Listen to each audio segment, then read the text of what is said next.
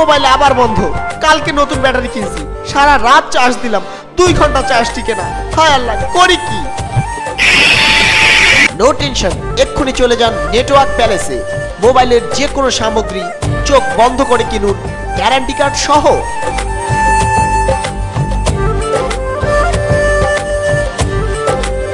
ভালোবাসি আমি যে তোমায়, এই কথাটাই ছিল শুধু বলার।